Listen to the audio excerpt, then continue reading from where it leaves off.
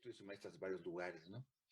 Hablando también a nivel personal, participar en un organismo como el Centro Mundial de Estudios Humanistas significa para mí seguir de alguna manera el ideal de estudiar y perfeccionar lo que hemos llamado el buen conocimiento. Yo diría que ese saber del buen conocimiento busca algo permanentemente, como lo hace la filosofía, según decía Ortega y Gasset, hablar sobre aquello que la mística solo puede experimentar.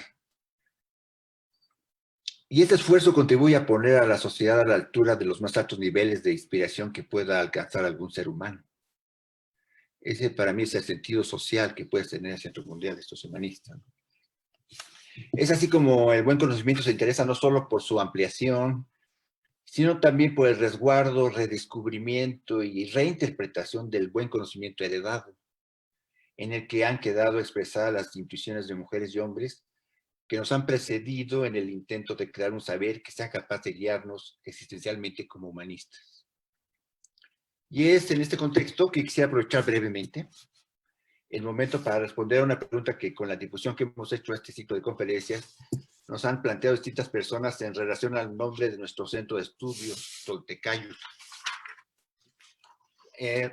Dado que el tema no es el que nos ha reunido hoy, solo quisiera decirles muy brevemente que la palabra Toltecayotl, entre estudios de la cultura mesoamericana, como Miguel León Portilla, en un libro que tiene él, que se llama Toltecayotl, Aspectos de la Cultura Náhuatl, nos ofrece distintos significados, o nos ofreció distintos significados, porque él recientemente falleció, pero es digamos, el estudiador principal de esta cultura náhuatl, al menos a nivel de los códices mesoamericanos.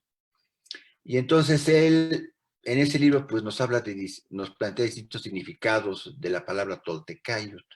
Hay varios en el libro, no hay uno solo, pero uno de ellos es el que, por lo menos a mí me inspiró para poner ese nombre a nuestro centro de estudios.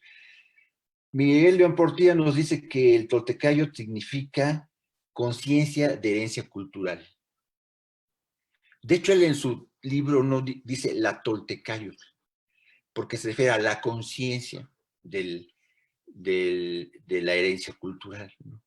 Algo así como que cuando hablamos del budismo, en realidad decir el budismo es hablar del estado de Buda, no tanto de un sujeto, así también es un estado de conciencia. Bueno, el Toltecayotl es esa conciencia de una herencia cultural. Me parece que esa es la interpretación que le da Miguel León Portilla, pero como les digo, en ese libro hay otros significados, ¿no? Esa es la herencia cultural que sustenta la cultura mesoamericana y que contiene rasgos civilizatorios válidos para las diferentes culturas que integraban el México prehispánico. En ese sentido, Toltecayotl es más la cultura de una civilización que de una... la cultura propia de una civilización que de una cultura individual. Ustedes saben que cuando hablamos de civilización, pues hablamos de conjuntos de culturas. Y en este caso, la palabra Toltecayotl significa herencia que es válida para un conjunto de culturas, no una en particular, sino un conjunto, las culturas mesoamericanas. En este sentido, el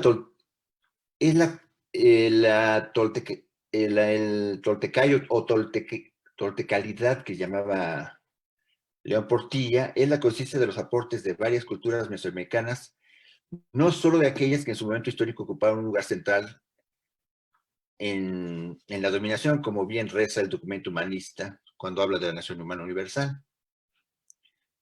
Por otro lado, el término Toltecayotl está muy asociado a Quetzalcóatl. Ese, para algunos dios o ese personaje mítico a quien se le atribuye el revelar a los pueblos mesoamericanos el cultivo de la tierra y específicamente el maíz. Hay quienes han pensado que con Quetzalcóatl estamos ante un caso de bemerismo, esa teoría de la historia que dice que cualquier personaje mítico, en realidad detrás de él está un personaje histórico. Bueno, los especialistas discuten estas cuestiones, así como por ejemplo dicen que detrás de Aquiles está Alejandro Magno, pues seguramente detrás de Quetzalcóatl hubo un sujeto histórico al cual dio lugar después ya hubo todo un mito. En ese sentido, si fuera el caso de Quetzalcóatl, que está tan ligado a la palabra toltecayo, pues nos interesa porque vemos como un personaje o varios personajes que pudieron haber encarnado este personaje mítico, sí, fueron capaces. ¿Cómo?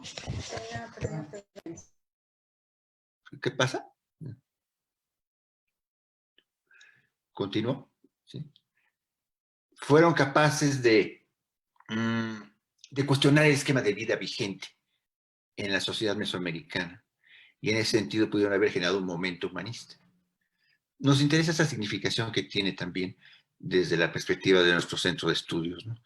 Ligado a este héroe cultural que llaman Quetzalcóatl, o quizás fueron varios, eso se lo dejamos a los historiadores, pero para nosotros tiene un significado interesante porque genera un momento humanista. En Mesoamérica quizás fue una revolución cultural humanista, no sabemos, ¿no?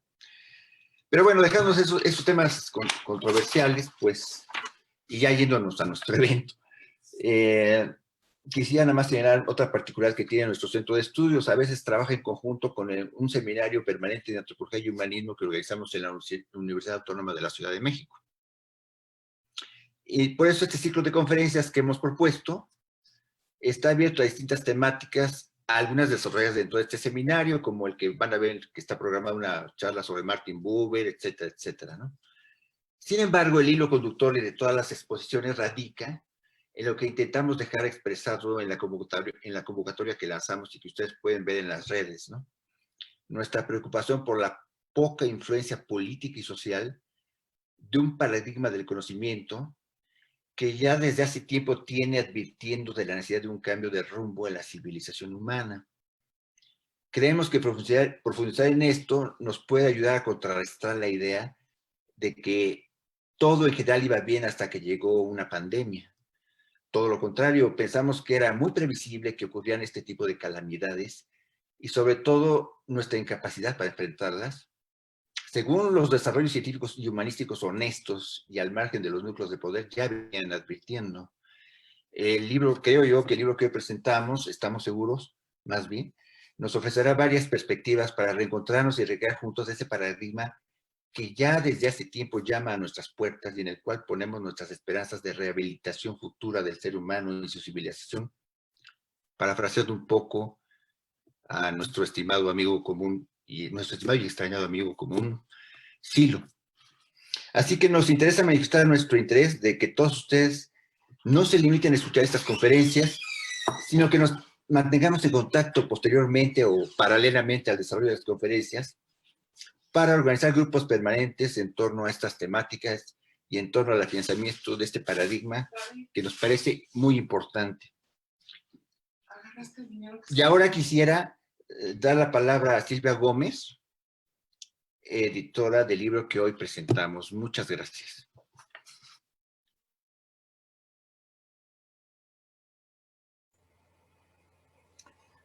Gracias, David. Gracias a todos. Desde Editorial Hipatia, que está Analía, de la casa presente también, agradecemos a los organizadores la presentación del libro de Hugo Novotny, que ha sido recientemente editado por nosotras. Y por supuesto agradecemos que luz, gravedad y tiempo sea la apertura de este ciclo, que como bien lo expresaba David, tiene un alcance mayor, con un tema tan convocante y actual como es el desarrollo del conocimiento más allá de toda normalidad.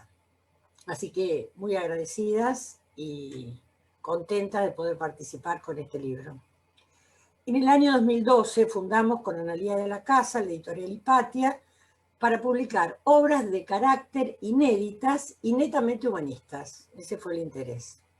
Desde el comienzo nos movió la intención de difundir nuevos puntos de vista sobre temas fundamentales de la existencia humana. Pero en todas las posibilidades que tenían han sido las producciones monográficas y de investigación surgidas en los parques de estudio y reflexión, desde donde se irradia la enseñanza de Silo, Han sido estas producciones una fuente importante a donde hemos aplicado nuestra energía y nuestras posibilidades editoriales. En una época como la que vivimos hoy, signada por la aceleración de los acontecimientos, el consumo, la incertidumbre, plantear nuevos enfoques para nosotros es una necesidad y un compromiso. Para nosotros también se trata como de encender, ¿no?, estos faros donde el hombre y la mujer común puedan recalar, puedan darse un espacio para preguntarse sobre el sentido de la vida, la muerte, la trascendencia y tantos otros temas fundamentales para la vida que a veces, en esta vorágine que estamos, son arrasados por la provisoriedad, por la urgencia y por las dificultades de la vida cotidiana. Este libro es la tercera obra que publicamos del autor que nos convoca, de Hugo Novotny. La primera fue en el año 2013 y es una investigación de campo sobre la conciencia inspirada en el chamanismo siberiano mongol y el budismo tibetano de Burati, Mongolia, que se publicó en un libro que se llama Conciencia inspirada en la filosofía, la mística, el arte y la ciencia, junto a otros autores. El segundo fue Luz y Tiempo, que es el antecedente del libro que se presenta hoy. Fue publicado en el año 2018, y ahí el autor nos enfrenta a preguntas y reflexiones sobre el mundo en que vivimos y sobre nosotros mismos. Nos invitó en ese libro a viajar y a volar hacia lo profundo del universo y hacia lo profundo de la mente.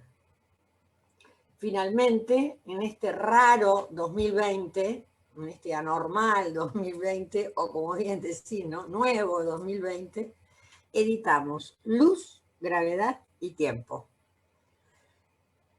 Esto resulta un nuevo hito de algo que ya apunta a ser una serie en la que el autor desarrolla, amplía y profundiza los temas abiertos en Luz y Tiempo.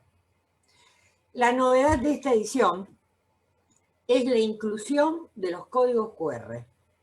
Estos códigos van apareciendo en los lugares específicos del libro para facilitar el ingreso inmediato a videos que ilustran y forman parte de la investigación, no solo escrito. Entonces va abriendo otro panorama.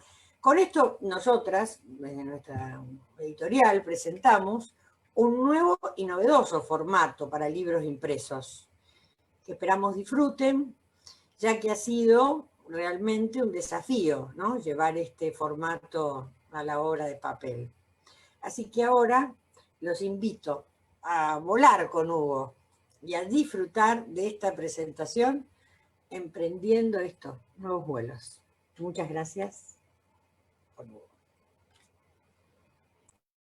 Gracias.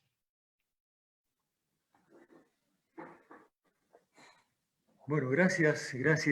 Voy por orden también, David, Javier, Esther, Juan Carlos, todo el Centro de Estudios Toltecayot, no sé si lo pronuncio bien, pero digamos, gracias a los organizadores justamente por esta iniciativa tan oportuna, ¿no?, y que, bueno, que nos permite hoy estar aquí juntos compartiendo esta experiencia.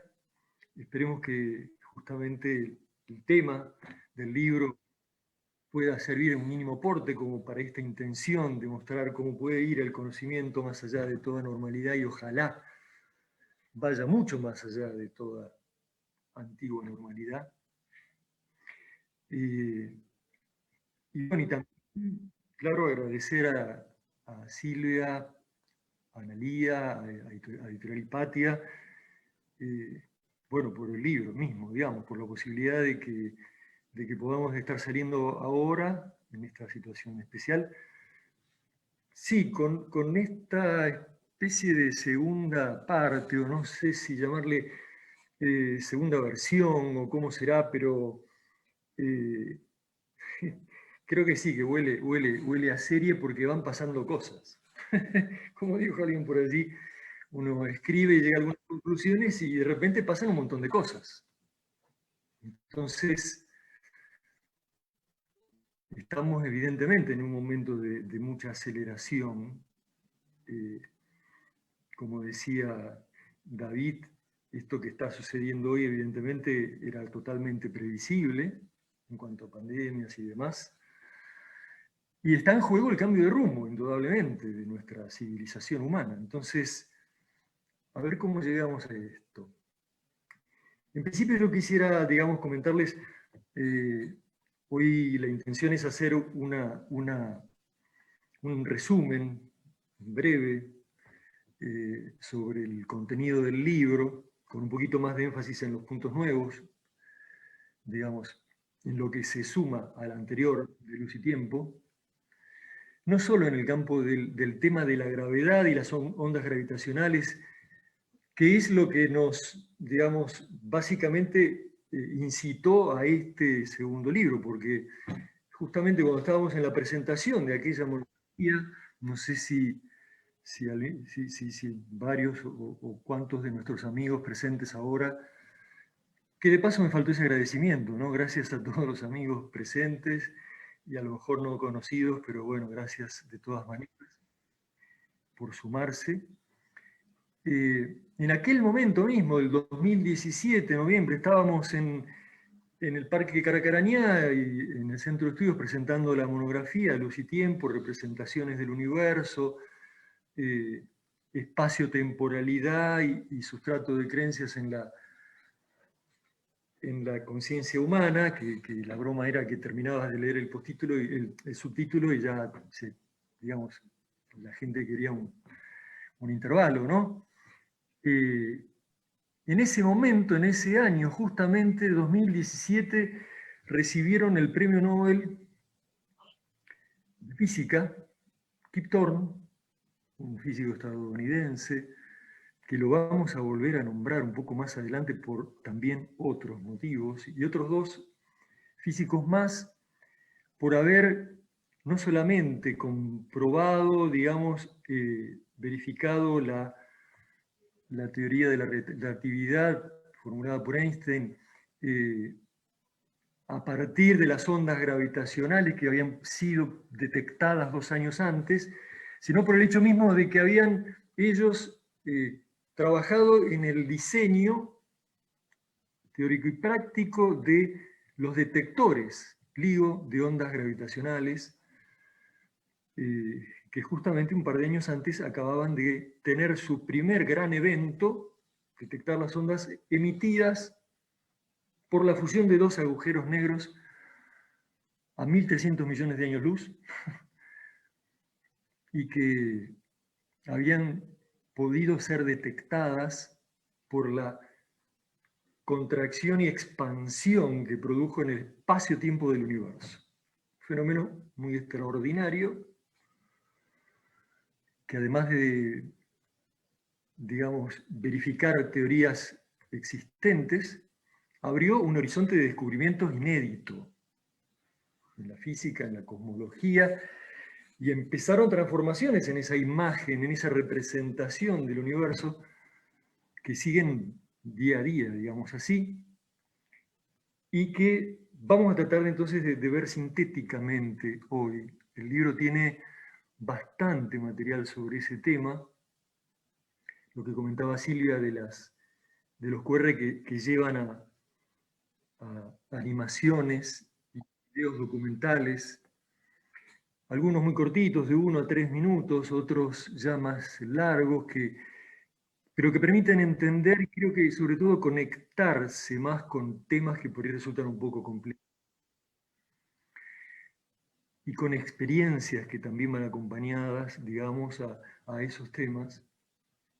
Bueno, vamos a ver alguno muy cortito seguramente de esos videos, pero la cosa es que terminamos entonces, o mejor dicho, comenzamos, por agregar justamente no solo en el título luz, gravedad y tiempo, cosa que había sido solo enunciada en el libro anterior, y eso amplió mucho el capítulo referido a representaciones del universo en la cosmología actual.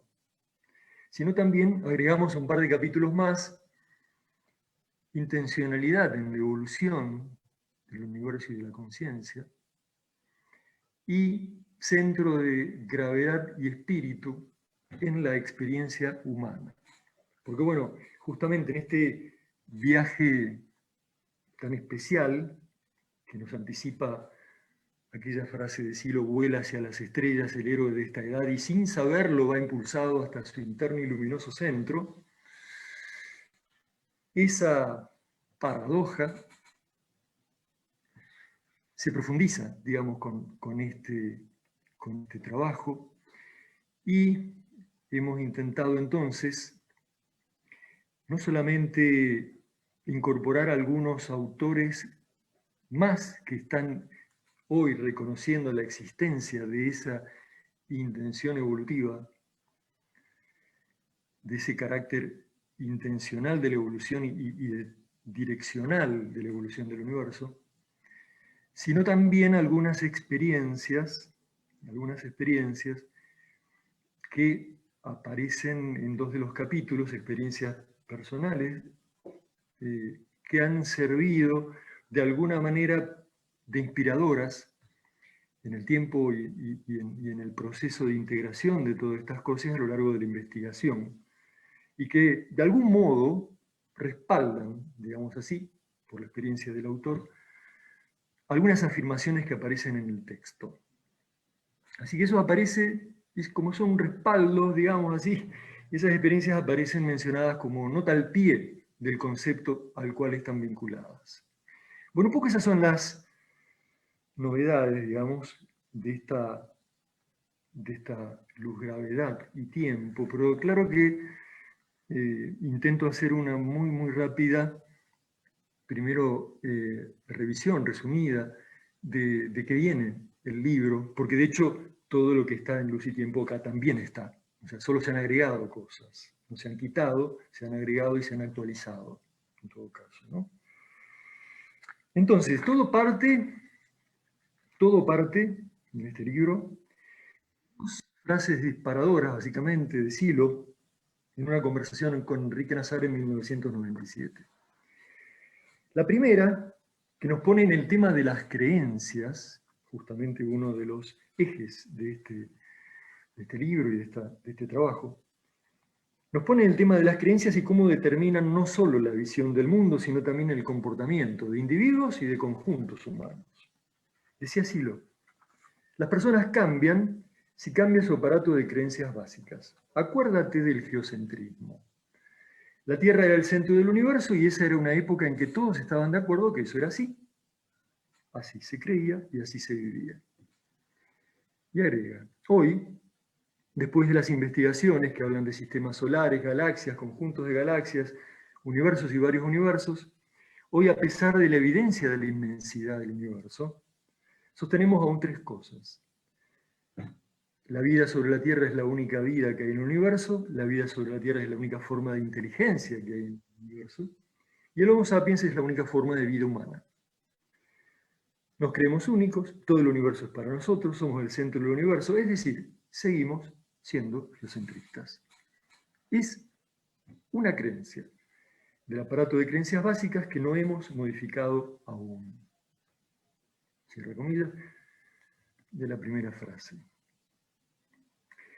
Y la segunda, más esperanzadora, digamos así, nos abre el futuro, dice, comillas, el Homo sapiens está haciendo fuerza para abrir su universo, para ir más allá de su aparato de creencias básicas. En esa búsqueda, el ser humano va a descubrir la conciencia,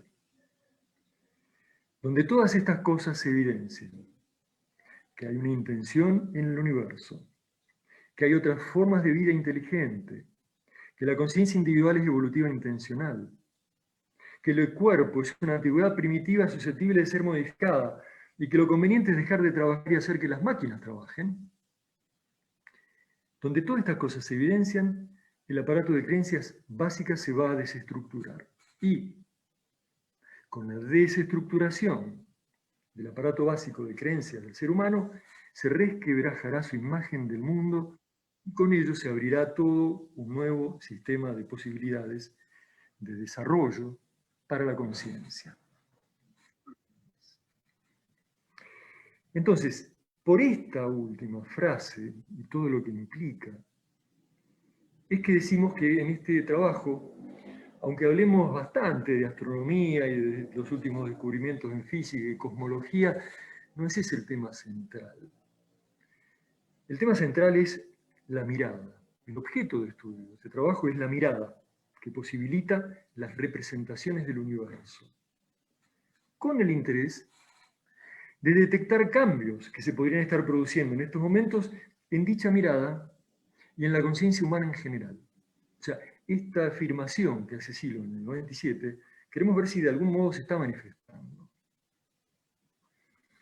Consideraremos, especialmente, los fenómenos que puedan denotar cambios en el sustrato de creencias básicas, como decíamos, en las configuraciones temporales y las capas de registro del espacio de representación interno, así como en el momento de despliegue de la intencionalidad en la conciencia humana, tomando como aparato conceptual las enseñanzas de Silo y como referencia de validación los registros de la propia experiencia con su mensaje, como decíamos recién, y que ahora aparecen algunas de ellas explicitadas. Entonces, ¿cómo encaramos en el libro esto de las creencias, de los cambios producidos y en curso en nuestras creencias básicas? El viaje va a ser rapidito en lo posible, hacia el cosmos primero. En Luz y Tiempo hicimos, y aquí también, entonces, está incluido, un poco de historia respecto del geocentrismo de Ptolomeo, el heliocentrismo de Copérnico y los conflictos que se plantearon en la Edad Media y el Renacimiento entre estas concepciones y todo el aparato de creencias que las acompañaban. Ilustramos allí con el capítulo 8, muy interesante, de la obra Galileo Galilei de Bertolt Brecht. Muy ilustrativa nos parece en ese sentido, de ese momento clave del enfrentamiento entre Galileo y la Inquisición, cuando finalmente termina, como sabemos, condenándolo a retractarse de sus afirmaciones. Entonces, ponemos esto en el libro, ese capítulo 8, y también el sueño de Giordano Bruno, otro que recibió el castigo de la Inquisición, esta vez con muerte en la hoguera. Y no solo eso, además, también fue rechazado por todo el mundo académico de ese momento, digamos. Él, a partir de este sueño, de esta revelación extraordinaria, sale a difundir de alguna manera, sale a hablar, a compartir con la gente, siendo él, como sabemos, Giordano Bruno, monje y también astrónomo. Sale a compartir esto también entre los centros más prestigiosos de la academia en ese momento en Inglaterra, por ejemplo, y lo echan a tomatazos, ¿no? Entonces, también ese es un momento interesante. Entonces, el sueño de Giordano Bruno. Vamos a verlo. Vamos a ver ahora, muy brevemente, en menos de 3 minutos, un extracto, si les parece, un extracto de la serie Cosmos. Muy interesante, en donde, a ver, vamos a volver un poquito. Ahí vamos.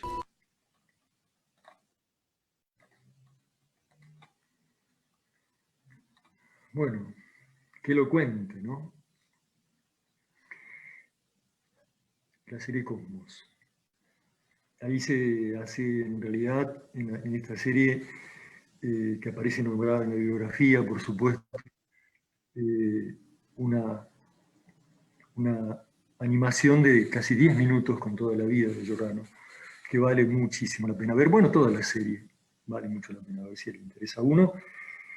Pero digamos, nos parece justamente que esa revelación, ese sueño significativo que tuvo Giordano, fue algo así como la primera manifestación elocuente de la ruptura de un sistema de creencias básicos, basado en la representación de un universo cerrado y fijo, y con la Tierra en el centro. Era entonces la teoría ptolomeica que, por razones que aparecen ahí muy bien ilustradas en el capítulo 8 de Bertolt Brecht, la Iglesia rechazaba rotundamente, ¿no? Entonces, es una manifestación justamente muy, muy elocuente de cómo empieza a romperse ese sistema de creencias, bueno, en el siglo XVI, ¿no? Parece increíble que aún continúen hoy los comportamientos y de alguna manera las representaciones, las creencias, ¿sí?, que tienen que ver con ese geocentrismo. Entonces, lo que intentamos es ver en el libro cómo esas creencias medievales, en realidad el geocentrismo viene de, digamos, de Ptolomeo, antes de nuestra era. Entonces, esas creencias medievales se presentan todavía en el momento actual, y ahí analizamos brevemente, en base a algunas encuestas de Gallup y algún otro material, el ejemplo de Estados Unidos, de cómo en este momento casi un 70%, más de un 70% de la población sigue adhiriendo a las visiones creacionistas y neocreacionistas, cómo es muy amplio, incluso ha crecido en los últimos años el número de escuelas en los cuales no se enseñan teorías evolucionistas, sino creacionismo. Y en general, los sustratos geocentristas, con sus comportamientos soberbios y de imposición violenta, actuando todavía en la cabeza del sistema neoliberal, creemos ya en etapa de desintegración, afortunadamente. No vamos a hablar aquí, por supuesto, de la discusión entre si la Tierra es plana o es esférica. Creemos que aunque a eso haya servido para que Colón se aventurara al poniente, ¿no, David? Y bueno, y pasara todo lo que pasó, de todas maneras ya está, digamos, clara. Y esas monstruosidades de que aparezcan muchas personas y grupos hoy, organizaciones sosteniendo todavía el terraplanismo, nos parece una de las monstruosidades, una más de las monstruosidades de estos momentos tan tumultuosos de transiciones históricas importantes y de crisis en todos los campos, ¿no? Entonces, bueno, esas cosas vemos en los primeros capítulos y después nos adentramos en el contraste con la impresionante transformación producida en las últimas décadas en las representaciones del universo de la cosmología. Claro, esto va de la mano ahora ya, no del telescopio casero, a ver, veámoslo a Galileo, cómo hizo el gran Galileo para, ¿no?, descubrir que, digamos, y poder probar que Venus tenía fases y que los satélites de Júpiter se giraban, digamos, y una cantidad de cosas que alrededor de su planeta. Entonces, ¿con qué elementos él demostró la hipótesis de Copérnico de que era el Sol el que estaba en el centro del sistema, ¿no? Con este telescopio casero, él vio, bueno, esto por ejemplo, las fases de Venus, y vio también los satélites de Júpiter. Esa fue su mirada. Y ahora tenemos esto. Entonces, ¿qué pasó con esa mirada, no? Tenemos al Hubble orbitando a más de 500 kilómetros por sobre la superficie terrestre, ya liberado de una cantidad de condicionamientos que dificultan la observación desde la superficie, y una red enorme de telescopios y radiotelescopios y detectores de todo tipo dentro del espectro electromagnético, repartidos por la superficie terrestre y también cada vez más en el espacio. Y entonces, y todo conectado con enormes computadoras que van analizando esa información.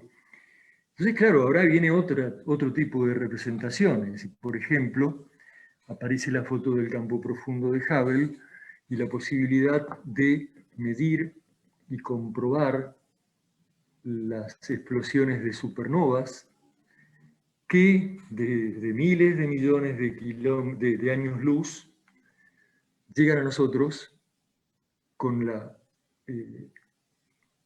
con la degradación al rojo, digamos, con el corrimiento al rojo, cosa que permite justamente medir distancias y una cantidad de fenómenos. Bueno, de hecho, no solamente ahí vemos también ya algunas galaxias, sino en el campo ultra profundo de Hubble aparecen prácticamente ya no estrellas, sino todo galaxias. Y se llegaron a detectar galaxias de casi 13.000 millones de años luz, o sea, de prácticamente el comienzo del universo, de nuestro universo. Entonces, una cantidad de representaciones que se van configurando y que tienen que ver,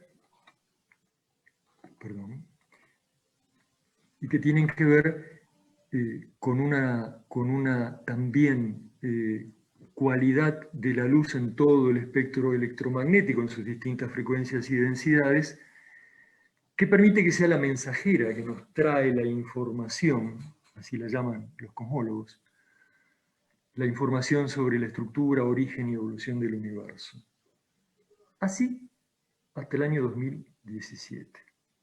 Pero bueno, también, no solo por el aporte de estas grandes redes que decíamos, de telescopios espaciales y terrestres, radiotelescopios y demás, sino también el aporte de una nueva visión respecto de la Tierra, tomada desde el espacio a partir de 1961 del primer vuelo tripulado de Gagarin en su nave Vostok, de esta foto muy conmocionante para la humanidad, tomada desde el horizonte de la Luna hacia la Tierra, la pequeña esfera azul flotando en el espacio infinitamente negro, tan frágil, esa vista extraordinaria, esa perspectiva cósmica de la Tierra así, profundamente conmocionante, como vamos a ver también, esta otra de la actual estación orbital espacial, y el registro de la ingravidez, que también, como vemos en el libro después y lo analizamos, produce fenómenos muy interesantes en el cambio de mirada, fundamentalmente por, como decía Giordano Bruno en su sueño revelador, no hay arriba ni abajo, no hay un horizonte estable y fijo, sino que se empieza a descubrir, esto lo dicen ahora los cosmólogos, los psicólogos, los médicos, de cosmonautas, bueno, los astronautas mismos, la espacialidad y temporalidad de la conciencia, o sea, eso también lo vamos a ver después. Y una cantidad de fenómenos de tipo místico, espiritual, como los estados de éxtasis, de unión con el todo, por la vista esta extraordinaria de la Tierra desde lejos y tal vez por otros aspectos más, como podría ser la ingravidez, pero fenómenos que se corresponden, y acá vamos tomando más elementos para nuestro análisis también, y nuestras caídas en cuenta, con las experiencias de quienes meditamos, quienes tenemos trabajo, llevamos adelante trabajo espiritual, de quienes simplemente tienen experiencias místicas, que en realidad creo que somos la amplia mayoría. Entonces, esto, por ejemplo, aparece, y lo mencionamos en el libro, mencionado en un sitio llamado The Overview Institute, que estudia exactamente estos fenómenos, las correspondencias entre las experiencias místicas de los astronautas, cosmonautas y taikonautas, con la de los meditadores o gente de experiencia espiritual, de amplia experiencia espiritual. Entonces, bueno, vamos a salir un poquito de aquí. Porque con todo esto llegamos, en el análisis que hacemos y que hacemos, a una frase. O sea, toda esta imagen del mundo que se va configurando, esta representación del universo que se va configurando con todos estos elementos que mencionábamos, desemboca entonces en una frase, en una pregunta que nos hacemos. ¿Qué hace que la mirada humana esté comenzando hoy a representarse el universo en evolución como un maravilloso entretejido de luz y tiempo modelado por la fuerza de gravedad? Una fuerza no visible pero registrable sinestésicamente e impulsado en su expansión acelerada por una energía oscura aún no suficientemente develada. Hasta ahí un poquito habíamos llegado con el tema, ¿no? Y ahora avanzamos, intentando responder dos preguntas. ¿Cómo es que la fuerza de gravedad resulta ser la modeladora de todo lo que existe dentro de nuestro universo?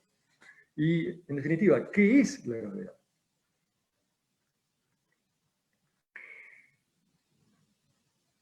Entonces, comenzamos a verlo en el libro a través del proceso de formación de las estrellas. Ahí vuelvo a esa imagen que habíamos alcanzado a ver recién, porque a ella nos vamos a referir. Una nube de gas, esto tiene, digamos, cantidad de miles de años luz, una nube de estas, de extensión, una enorme nube de gas y polvo cósmico, que está en movimiento convulsivo, acá lo vemos en una foto, pero eso está en movimiento convulsivo, son básicamente nubes de hidrógeno y helio, de las que hay millones en nuestro universo. En esa gigantesca nube se generan fuerzas centrípetas debido a la llamada inestabilidad gravitatoria, que van compactando la materia en algunas zonas y vaciando otras. Cosa que en su momento ya anticipó esta foto de la radiación cósmica de fondo, donde justamente se ve eso. Acá está, esto está referido al universo en su conjunto, digamos. Pero justamente por una escala térmica se ve en amarillo y en rojo los lugares densos de materia y en celeste, azul, los más vacíos, menos densos, ¿no? Entonces, por ese motivo, ya esto de algún modo es el plano del universo. Ahí es donde se empiezan a compactar. Y en esa compactación es que se comienzan a formar, dentro de una sola nube, miles de protoestrellas, y según la cantidad de materia que involucre cada punto de acumulación, el proceso puede dar lugar a estrellas de diferente tamaño, diferente masa. Al calentarse por la presión centrípeta misma y el choque atómico, en su centro más denso de estas estrellas, se disparan procesos de fusión nuclear, transformando el hidrógeno en helio y este a su vez en carbono. La fusión genera cantidades enormes de energía, haciendo que la materia comience a brillar y emitir luz. Ya estamos en presencia de una nueva estrella. Esta energía, además de emitir luz, se manifiesta como fuerza centrífuga que tiende a expulsar la materia que envuelve al núcleo estelar.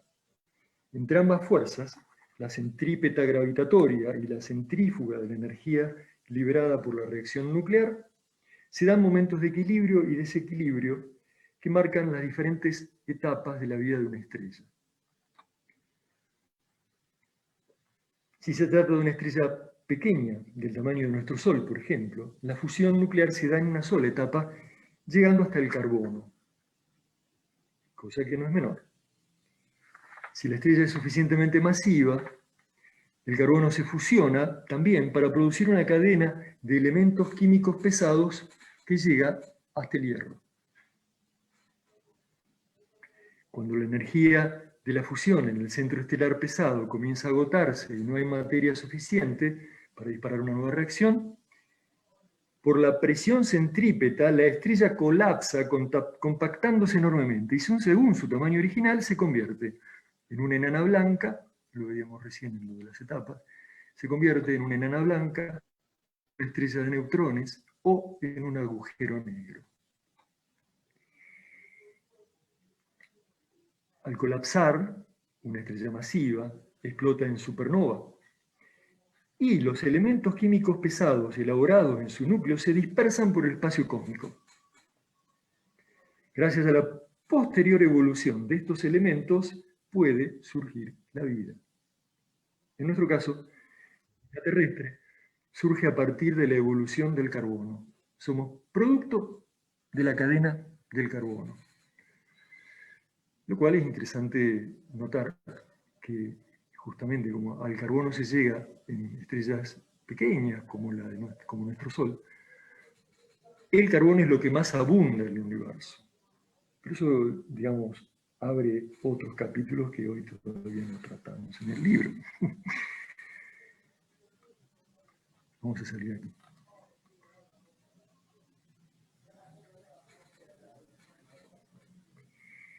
Así, el origen de la vida, tal como la conocemos, está en las explosiones de las grandes supernovas. Todos los átomos que hoy componen nuestro cuerpo se formaron un día en el interior de estrellas masivas. El hierro de nuestra sangre, el calcio de nuestros huesos, el carbono de nuestro ADN, el oxígeno del agua y del aire. Nacieron todos ellos de la fusión de protones en el interior de una estrella. Como esa frase tan linda, ¿no? Poética, somos polvo de estrellas colapsadas. Las estrellas son los hornos del universo. Los laboratorios desde donde la protovida se desparrama en todas las direcciones. Tenemos acá un testimonio, ¿no? Los terrestres.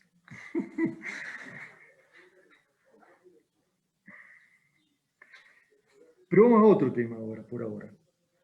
Como decíamos, los agujeros negros son en su mayoría antiguas estrellas gigantes colapsadas en supernovas cuyos restos, al contraerse drásticamente, adquirieron una masa tan pesada, una fuerza de gravedad tan inimaginablemente intensa, que a partir de un determinado límite, denominado horizonte de acreción, nada de lo que entra en ellos puede volver a salir, ni siquiera la luz. Estos agujeros continúan evolucionando, creciendo, nutriéndose de otras estrellas, nubes de polvo y gas, etc. O incluso a veces fusionándose con otros agujeros negros.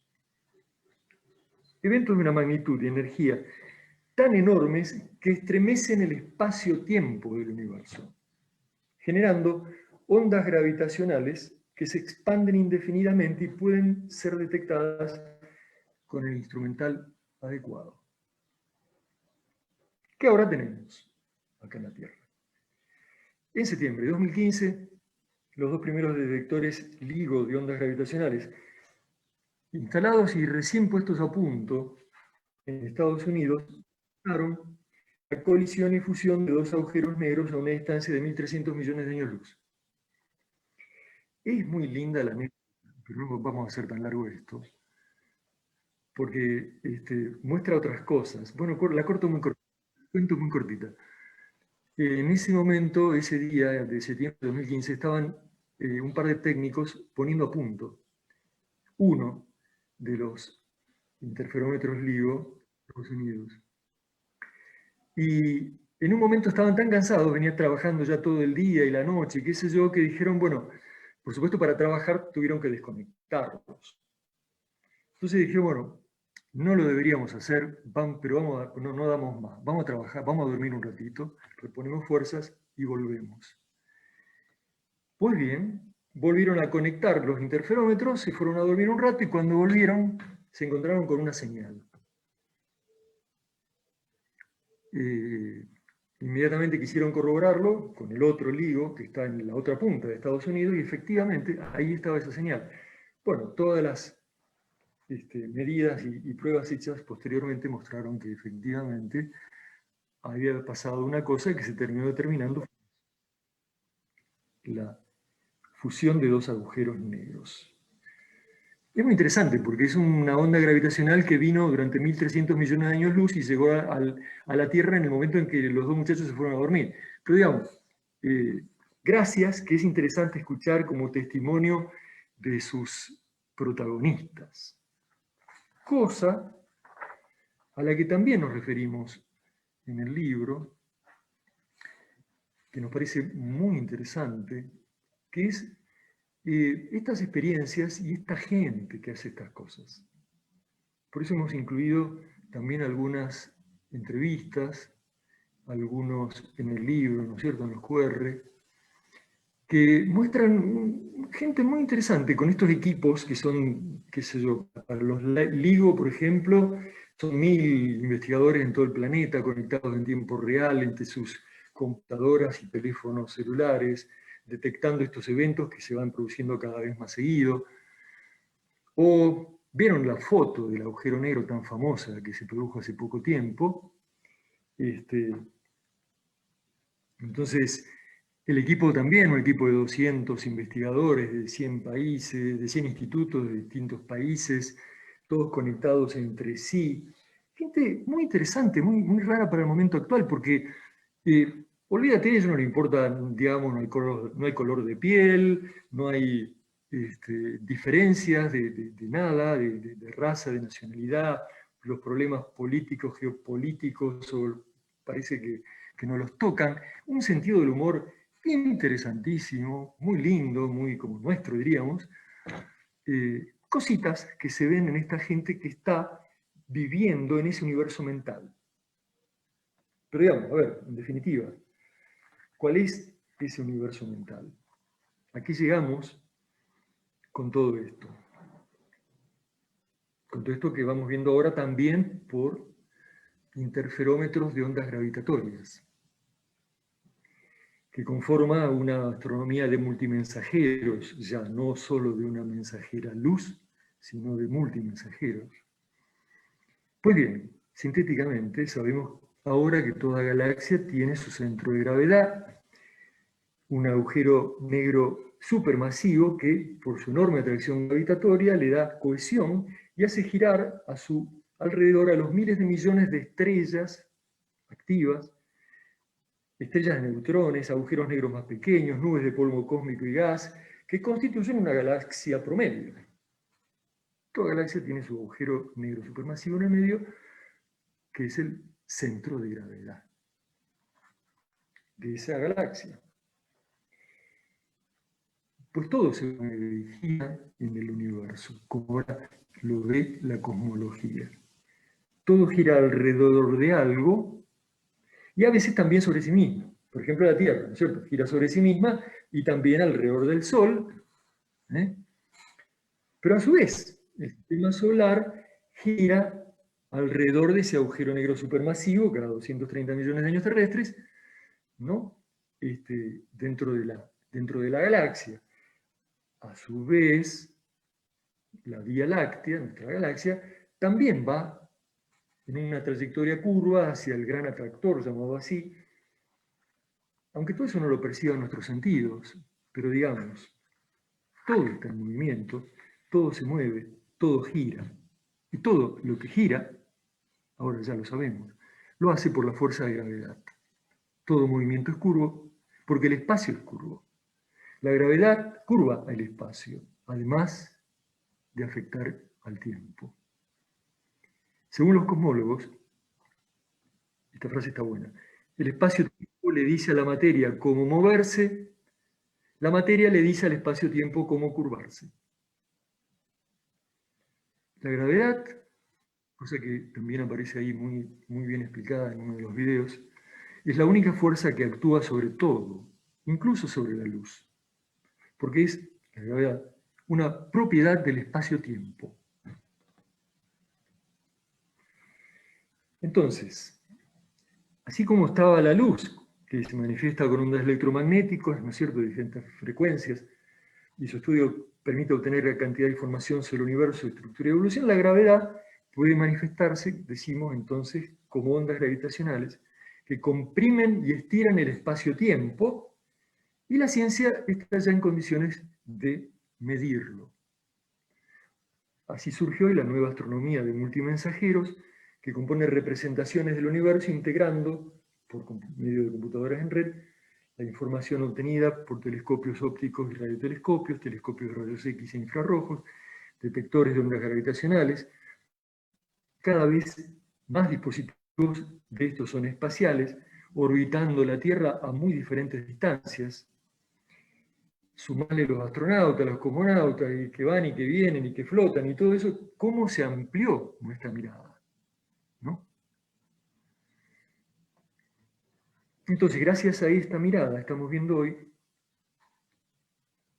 no solo un universo cerrado, fijo, con la Tierra en el centro, sino que estamos viendo un universo tremendamente dinámico, convulsionado, pero no caótico. Un espacio-tiempo que vibra y cruje permanentemente, se gira y contrae por todas partes, mientras el conjunto se expande aceleradamente. En algunos puntos, el tiempo se lentece hasta detenerse. En otros se acelera. Y además, todo depende de quién lo viva o quién lo observe y desde dónde. Semejante espacio-tiempo, heterogéneo, en el que todo gira y evoluciona, espiralmente nace, crece, declina y muere para transformarse y dar lugar a nuevos entes. Esto está pasando todo el tiempo. Sean estrellas, planetas, galaxias, agujeros negros, supernovas, materia o energía oscura. Podríamos decir también vida, seres vivos, pero para esto todavía falta. Confirmaciones. No están en el libro. Entonces, una gracia de esta nueva y permanentemente cambiante representación del universo que nos dan los cosmólogos es que las sugestivas características de los agujeros negros en relación a...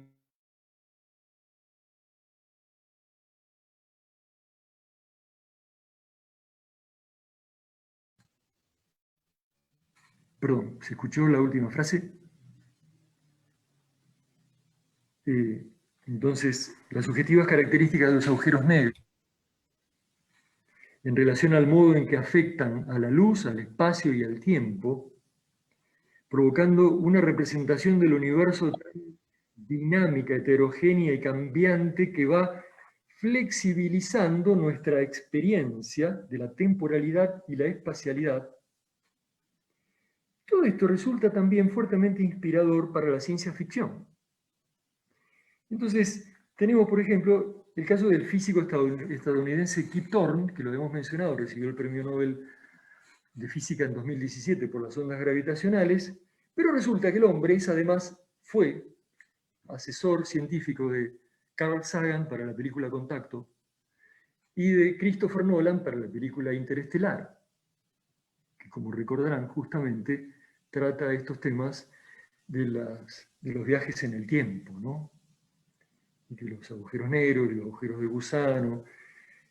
Hemos incluido una entrevista imperdible a este físico, Kip Thorne, un video donde cuenta esto, cómo fue que él, sobre todo de Interestelar cuenta, ¿no? También nos ver en qué están esa gente, justamente, que andan esos temas. Bueno, ¿vamos bien? Porque terminamos el viaje hacia afuera, Sí. ahora vamos para adentro, si les parece.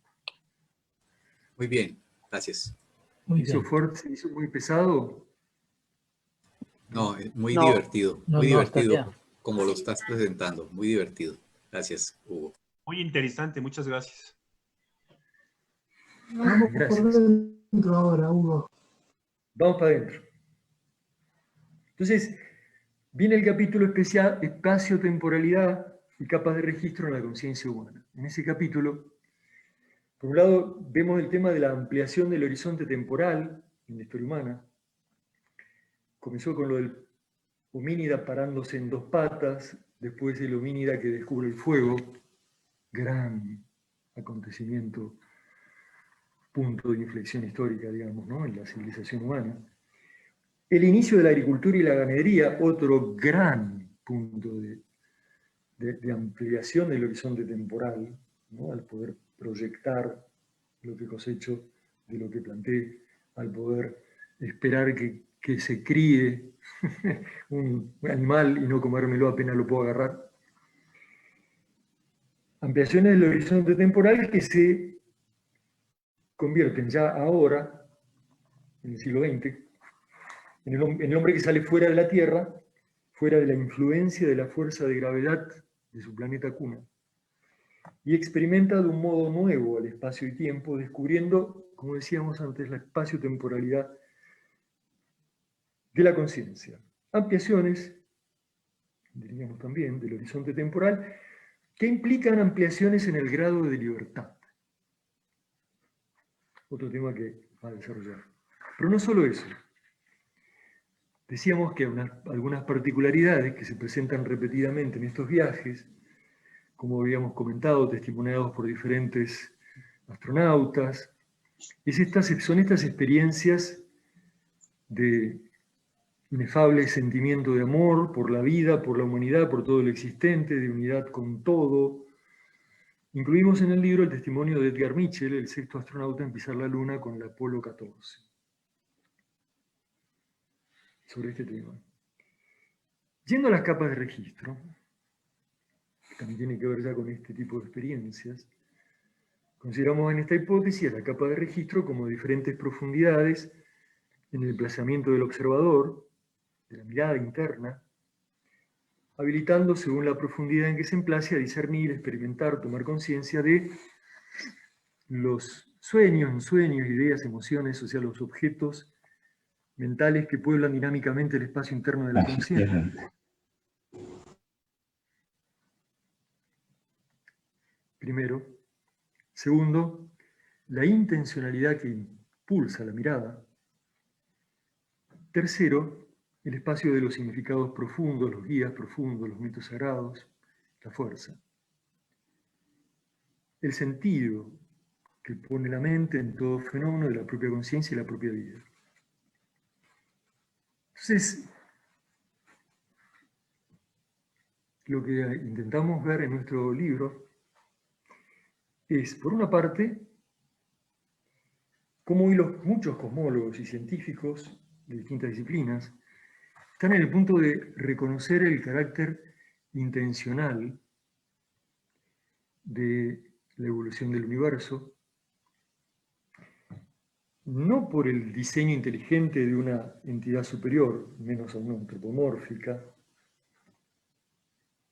como dice una frase de Silo en una de sus conferencias, demasiado antropomorfismo personal ha habido en los mitos antiguos, y tal vez aquellos que llamamos Dios se exprese sin voz a través del destino de la humanidad.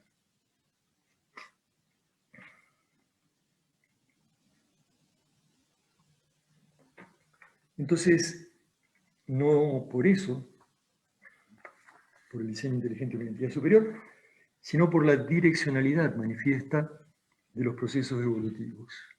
Entonces, aquí vemos los casos, como cita sus libros, de Jacob Nazaretian, el científico ruso, con su concepto de vectores de la evolución universal, el caso de John Stewart, un científico australiano que habla de la flecha evolutiva, y que también habla él de la evolución intencional y del salto de conciencia necesario en este momento de la evolución humana y del planeta, de la Tierra.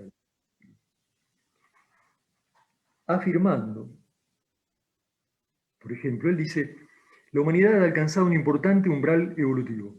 Están comenzando a surgir individuos y grupos que han decidido contribuir conscientemente al proceso evolutivo. Están energizados por la comprensión de que su despertar evolutivo y activismo es parte de una transición evolutiva significativa en nuestro planeta. Cierra comillas, y vincula este despertar evolutivo a la experiencia mística de iluminación, capaz de estimular el desarrollo de las capacidades internas necesarias en los seres humanos para el salto evolutivo inminente. Bueno, todos estos científicos y pensadores que mencionamos en este capítulo coinciden en esto, en flechas evolutivas, megatendencias, vectores evolutivos, en el que estamos en este momento en un particular punto de bifurcación y en el hecho de que este salto evolutivo depende, como nunca antes, de la especie humana y fundamentalmente del salto evolutivo que se dé en la conciencia humana. Entonces, en este punto retomamos a Silo, cuando afirma: el ser humano llega a estar en condiciones de salir de los dictámenes rigurosos de la naturaleza, inventándose, haciéndose a sí mismo, física y mentalmente. O sea, nos habla del pleno despliegue de la intencionalidad en la conciencia humana, como momento al que estamos ingresando, capaz de transformar radicalmente tanto el mundo que rodea al ser humano como su propio psiquismo, en un salto formidable desde el determinismo hacia la libertad. Aún en las complejas condiciones del momento actual, registrado por amplios conjuntos humanos, con temor e incertidumbre por el futuro. En este punto es donde incluimos un video que quiero compartir, de Silo, la charla con Dani en la Chacarita, donde se refiere a esto, justamente.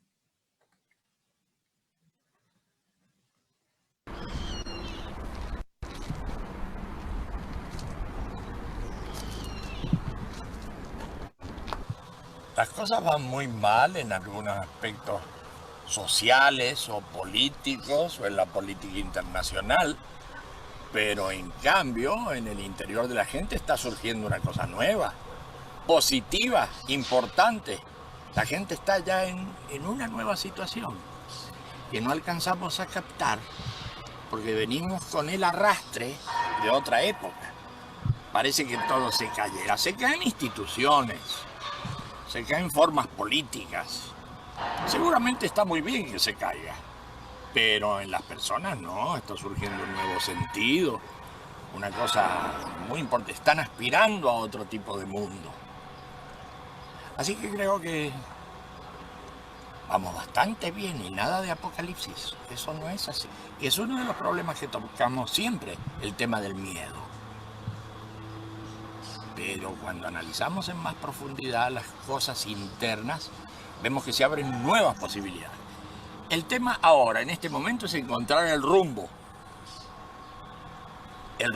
la dirección de esa nueva cosa. Entonces lo que se está haciendo es esforzándonos para dar ese nuevo rumbo. Cuestión de que la gente pueda salir de esa angustia, de esa zozobra, de esa situación de que se cae el mundo y empiece a encontrar un nuevo amanecer. Eso también está empezando a funcionar. Tú tienes que basarte en una experiencia que te cambie, que te abra el horizonte. Sin esa experiencia vas a estar dando vueltas en el mismo círculo vicioso. Y nosotros es de lo que hablamos, de esa experiencia transformadora en el ser humano, que te saque del miedo, que te saque del temor, que te saque del futuro cerrado, que te abra un horizonte, como en una postal, un horizonte con un sol saliendo, es algo que puede inspirarte. Bien, esas son experiencias por las que hay que pasar. Ahora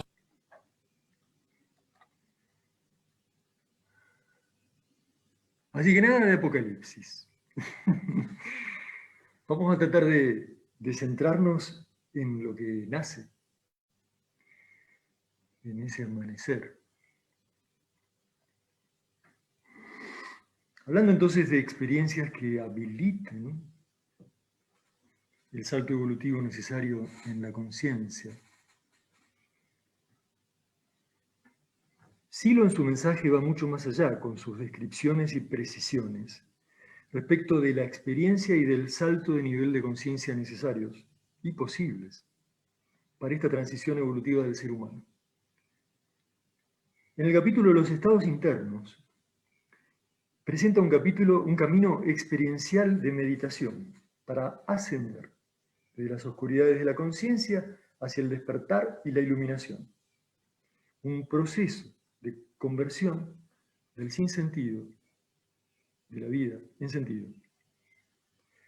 Alegóricamente describe este trabajo evolutivo como una peregrinación por un paisaje mental de estados internos concatenados y caminos que los conectan. Tanto en dicho capítulo como en las sucesivas intervenciones públicas realizadas por Silo, especialmente las de Punta de Vacas, en los pies del Monte de Aconcagua, encontramos numerosas sugerencias para la ascesis por estos caminos y moradas internas hacia esa experiencia. Así, desde la vitalidad difusa, un mundo de sensaciones confusas y espejismos en el que dominan los deseos más groseros, contradictorios y violentos, es posible comenzar el ascenso para salir del sufrimiento a partir de elevar el deseo, superar el deseo, purificar el deseo, llevar la paz en uno mismo y en los demás, aprender a reír y aprender a amar, elevar el corazón, el espíritu y también el cuerpo. Punta de Vacas, 1969. Más adelante, a través del reconocimiento del fracaso de las propias ilusiones como único camino no falso, es posible tomar la resolución de renovar en profundidad la propia vida. Silo, 1999, Punta de Vacas. Luego, intento tras intento, aprender a volar sobre las frustraciones, las debilidades y las pequeñeces, impulsados por la fuerza de la fe en nuestro destino, en la justicia de nuestra acción, en nosotros mismos, en el ser humano. Silo, Punta de Vacas, 2004. Avanzando por el elevado, aunque sinuoso, camino de la reconciliación como experiencia espiritual profunda, en busca de la fuerza que alimenta nuestra vida, la alegría del hacer y la paz mental necesaria, Silo nos recomienda reflexionar sobre las propias aspiraciones y frustraciones, aprendiendo al mismo tiempo a reconocer también en aquellos que nos han herido un ser con esperanzas y fracasos, buscando paso a paso comprender en profundidad lo sucedido para limpiar la mente de todo resentimiento, falsedad y contradicción. Silo, Punta de Vacas, 2007. Y llegar así, peregrinando por estos paisajes profundos, al espacio abierto de la energía. Un lugar desierto e inmenso, aterradoramente silencioso, donde exactamente sobre tu cabeza verás clavada en el firmamento la insinuante forma de la luna negra, una extraña luna eclipsada que se opone exactamente al sol. Allí será preciso, según nos sugiere Silo, esperar la alborada, paciente y con fe, pues nada malo puede ocurrir si te mantienes calmo, sin improvisar. Finalmente, si en la explanada logras alcanzar el día, surgirá ante tus ojos el radiante sol, que ha de alumbrarte por vez primera la realidad. Entonces verás que en todo lo existente vive un plan.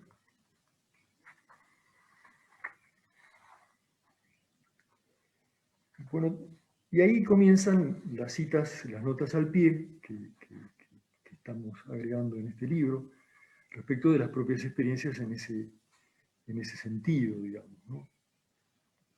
Y lo que han habilitado a partir de allí. Entonces, de ahí vamos al último capítulo que hemos agregado esta vez, que es Centro de Gravedad y Espíritu en la Experiencia Humana,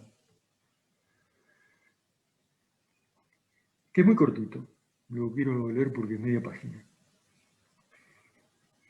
Dice, en el anexo citado más arriba, bueno, hoy no lo citamos en el libro, está, sí lo afirma, el ser humano no ha terminado su evolución. Es un ser incompleto y en desarrollo que tiene la posibilidad de formar un centro interno de energía. Tal cosa ocurrirá de acuerdo al tipo de vida que lleve. Según que los actos realizados sean coherentes, se irá estructurando un sistema de fuerzas centrípetas al que llamamos espíritu.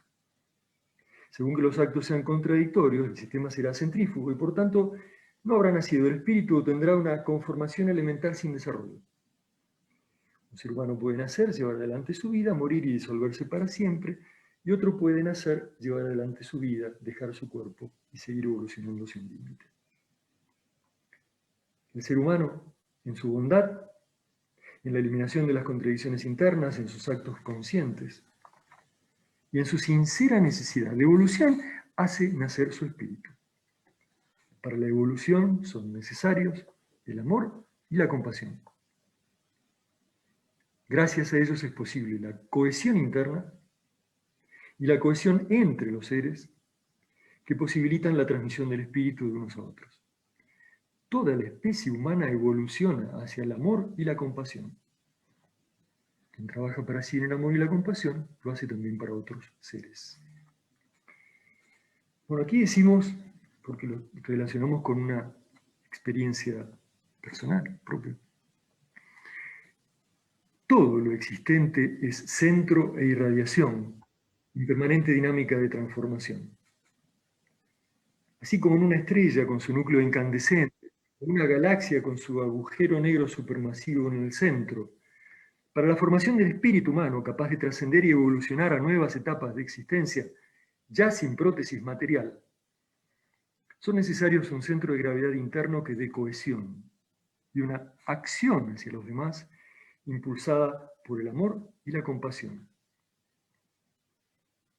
Esto se hace posible por acumulación de actos de unidad interna, cuyo registro genera una fuerza centrípeta que crea y va fortaleciendo ese nuevo centro de energía, a la par que se consolida la dirección mental compasiva hacia otros. En palabras de Silo, los actos contradictorios unitivos se acumulan en ti. Si repites tus actos de unidad interna, ya nada podrá detenerte. Cerramos comillas y decimos, la muerte y desarticulación de la prótesis física será entonces solo un momento de transición hacia una nueva etapa de existencia en otro espacio-tiempo mental. Bueno, hasta ahí. Conclusiones, si les parece. Si nos fuimos para afuera, fuimos para adentro. A ver qué decantamos.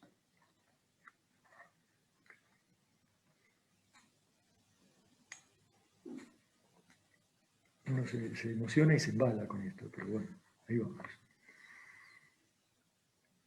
Estamos atravesando en la primera mitad de este siglo XXI un momento extremadamente paradójico de la historia humana, en el que una parte todavía importante de la sociedad planetaria está aferrada, por convicción o por engaño, al geocentrismo y su soberbia enceguecedora, a los restos no resueltos del Cromañón y sus comportamientos visceralmente agresivos, a la imposición violenta en todas sus formas. Y claro, en un desesperado intento de perpetuarse frente a su irremisible desintegración. Este sistema de creencias y comportamientos primitivos ocupa todavía el centro de la escena social, contaminándola de contradicciones, violencia, injusticias y destrucción. Pero no es eso lo único que está sucediendo. Al mismo tiempo, surge y se está configurando un nuevo paisaje de viajeros de lo profundo, del cosmos y de la mente. Viajeros que en su exploración hacia los orígenes del universo y las fuentes de la vida están descubriendo poco a poco la conciencia, la mirada interna y la intención creadora que impulsa todo. Viajeros que comienzan a encontrar en su interior las referencias necesarias para el camino, la inspiración y la luz que los ilumine, mientras buscan formas nuevas de comunicación, coexistencia y construcción social, más justas y no violentas. asumiendo que su propia evolución, así como la de toda vida en la Tierra, depende más que nunca de su decisión consciente, su acción coherente y su capacidad de amor y compasión.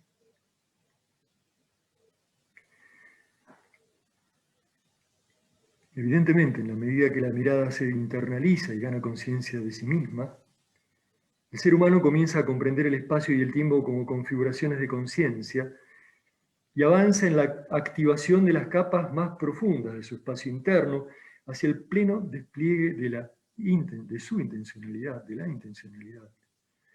Y el contacto directo con el sentido que pone la mente en todo fenómeno de la propia conciencia y la propia vida. Comienza a acariciar con fe su más elevada aspiración, la inmortalidad espiritual.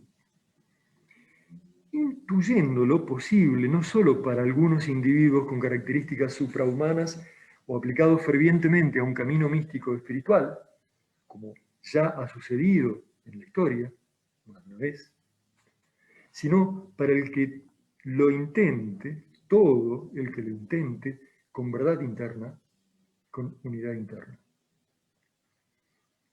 Así, avanzando con resolución, de intento en intento, este osado y curioso viajero estelar podrá llegar hasta su interno y luminoso centro y comenzar a irradiar la luz del espíritu hacia los 4 confines del universo. Este es, creo, el argumento del nuevo mito sagrado universal que están haciendo. Un mito capaz de inspirar un nuevo impulso evolutivo en el ser humano.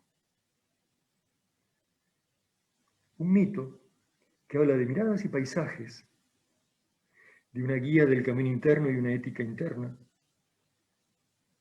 de la experiencia y la posibilidad de control de la fuerza que emana de lo profundo del centro luminoso, de la posibilidad de un ascenso interior de comprensión en comprensión, de un camino trascendente hacia los infinitos mundos. Y este es, creo, el núcleo central de dicho mito.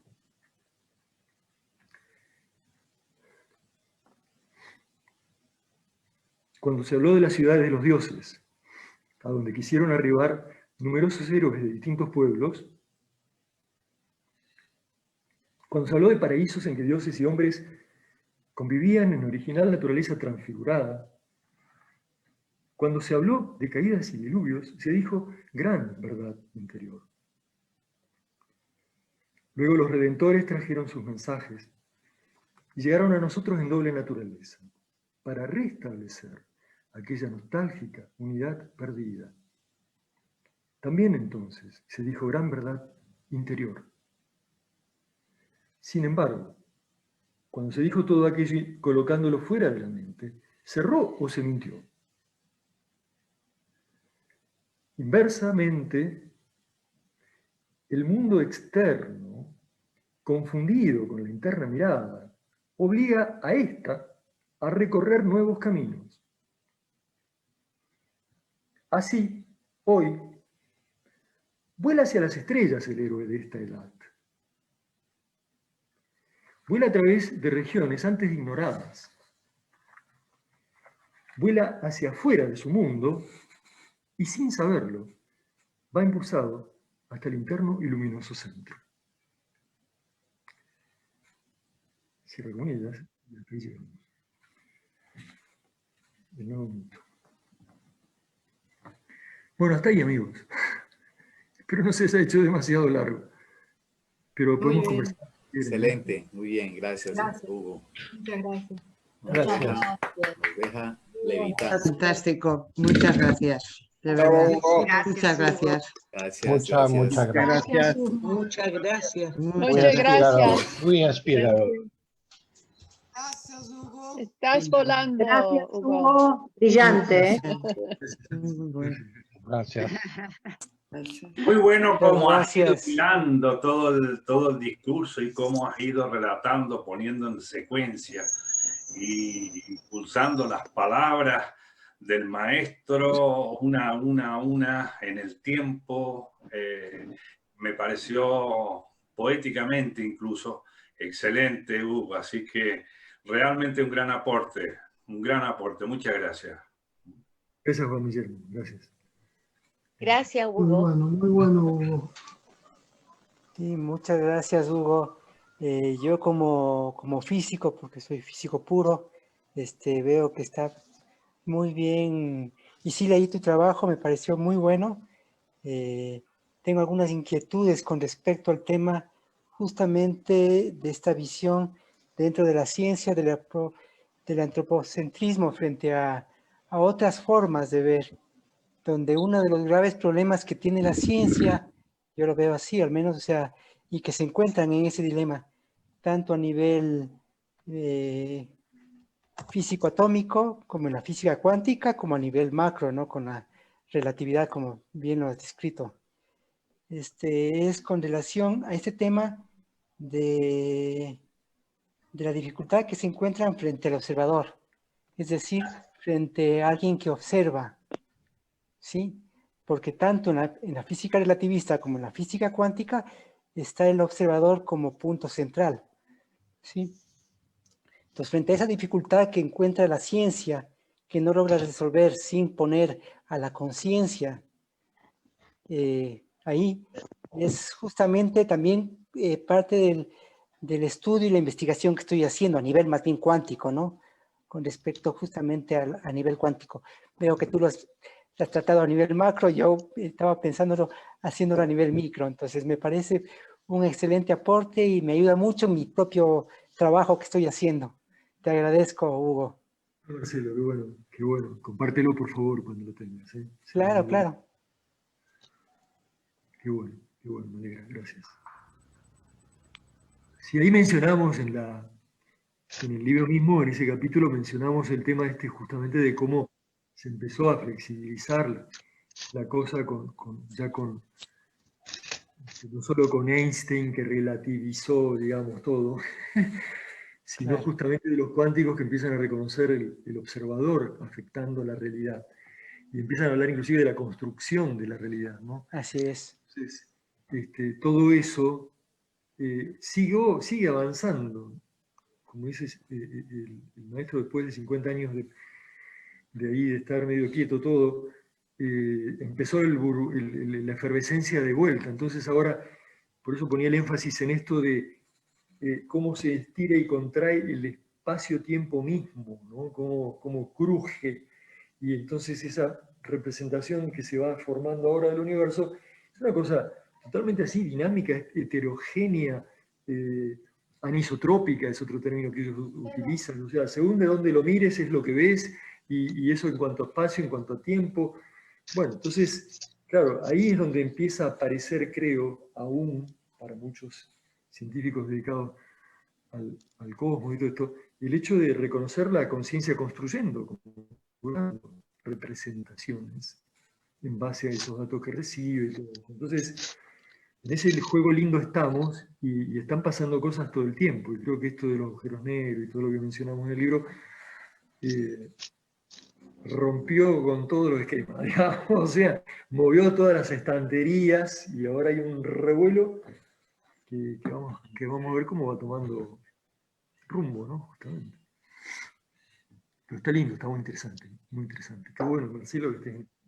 Y todo el tema de la expansión del espacio constante, continuo, y el vacío, que parecía que no había nada, pero no hay nada, pero algo hay, porque crece y se expande, y obviamente ahí está la materia oscura y toda esa cosa también. Entonces, esa relación, no sé cómo la ves, de que mientras más al fondo vamos llegando afuera, también más al fondo vamos llegando adentro, en esta especie de mandorla de tanto afuera como adentro, siguiendo la cinta de Moebius, todo ese tema que está irrumpiendo y obviamente, como tú dices, hace ese crack adentro tan bello, tan bonito, ¿no? Sí, justamente fue una de las caídas en cuenta, digamos, fuertes de este trabajo que tuvo que ver con esta frase de las últimas, del capítulo 20 de la realidad interior, esa que dice inversamente, el mundo externo confundido con la interna mirada obliga a esta a recorrer nuevos caminos. Creo que en esa justamente fusión, confusión, un término que los traductores de los libros de nuestros de siglo estamos discutiendo bastante.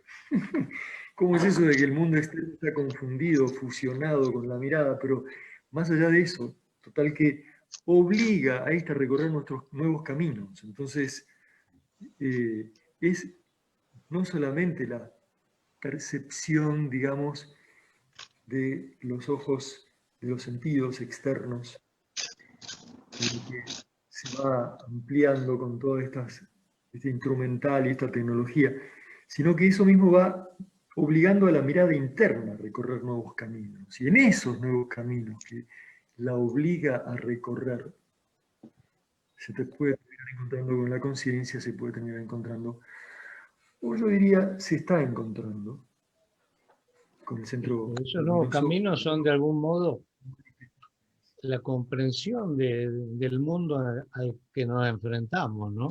De algún modo. Es decir, el mundo nos está obligando a recorrer nuevos caminos también.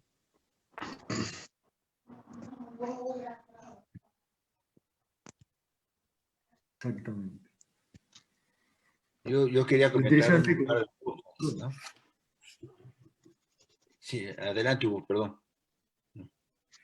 No, que lo interesante creo que son indicadores que vamos encontrando que son esos que comentábamos de las experiencias que van teniendo los cosmonautas, ¿no?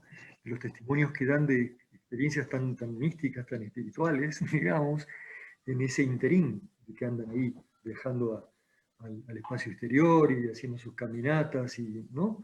Entonces, le empiezan a pasar cosas que evidentemente algo tienen que ver con esto de que cuando vas para un lado también vas para el otro. Bueno, como indicadores que vamos buscando, justamente, ¿no? Pero era eso solo. Sí, quería comentar un par de cosas. Por un lado,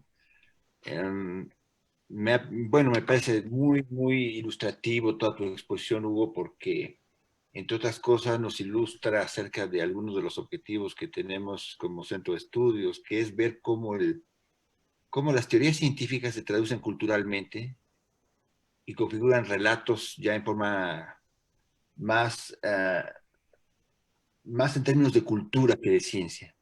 O sea, cómo la ciencia a la larga se transforma en cultura y cómo esa cultura, para decirlo en términos siloístas, ese paisaje de formación en el que nos vamos construyendo, donde la ciencia va jugando un papel importante, pues cambian nuestros comportamientos, nuestros cotidianos, ¿no?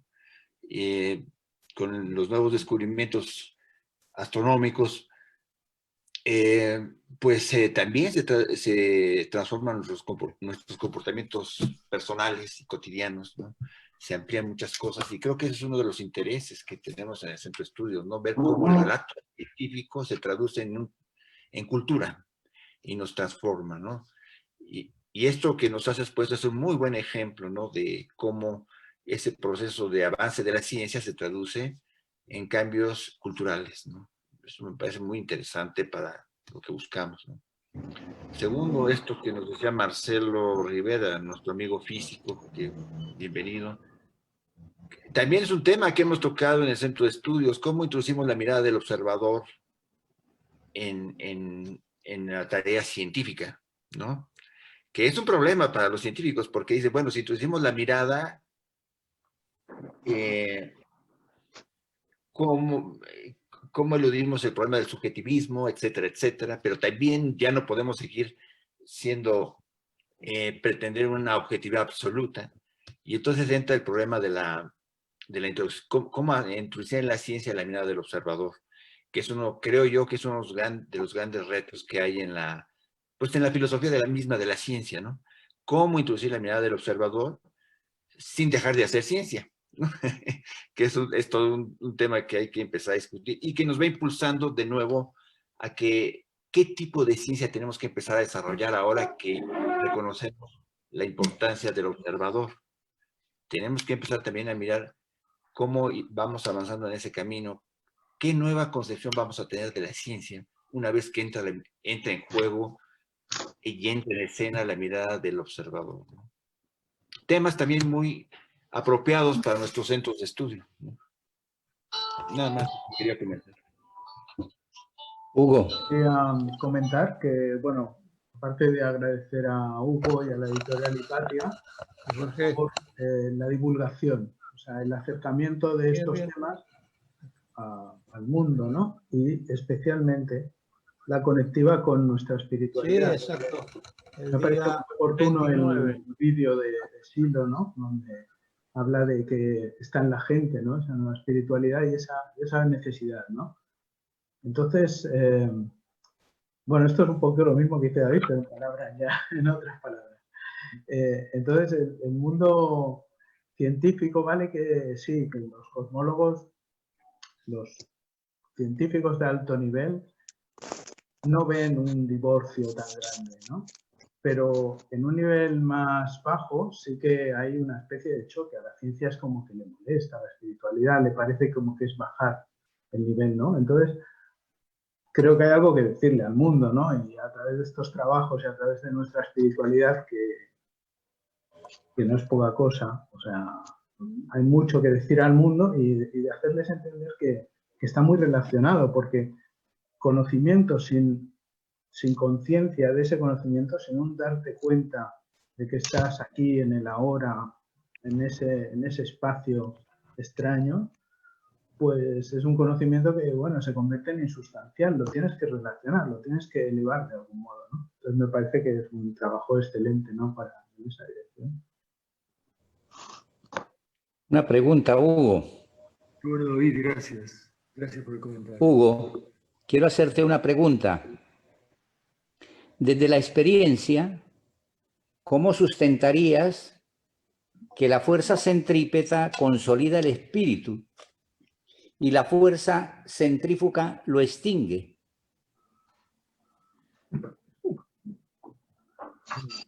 No, no lo extingue, lo complementa. Claro. Por eso justamente centramos el tema en los actos de unidad interna, ¿no? Porque ahí nos referimos a justamente la diferente, bueno, que también está en ese párrafo que mencionamos de Silo al comienzo del capítulo, que justamente son los actos unitivos los que generan esa fuerza centrípeta y va consolidando algo internamente, un centro. Y son los actos contradictorios los que disuelven, desintegran eso, ¿no? Entonces, ahí está en todo caso, esa balanza, ese juego de fuerzas que ojalá termine en la vida de uno y de todos,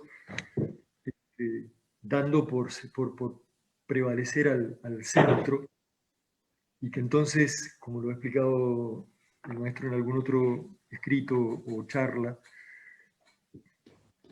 al vivir, digamos, al extinguirse la vida de la prótesis, que era la que mantenía unida a esa energía, la energía no se disuelva, no se desintegre, sino que quede unida por ese centro que se formó. Entonces,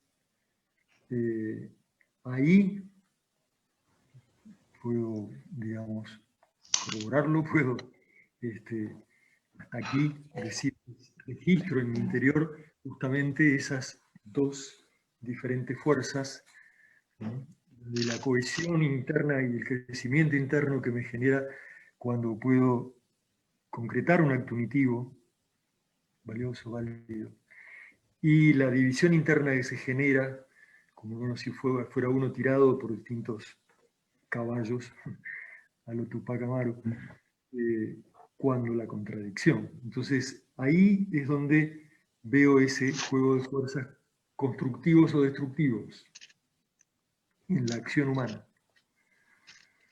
Por otro lado, me parece interesante el juego también entre lo centrípeto y lo centrífugo en cuanto a la dirección de la energía, ¿no?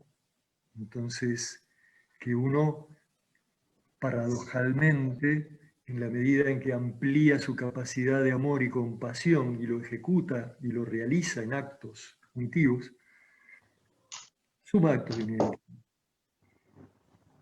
y cohesiona más ese centro interno. Pero es por la dirección mental hacia afuera que cohesiona su centro dentro. Entonces, sí, señor. Muy bueno, muy bueno. Que lo que Qué pasa, bueno, Hugo.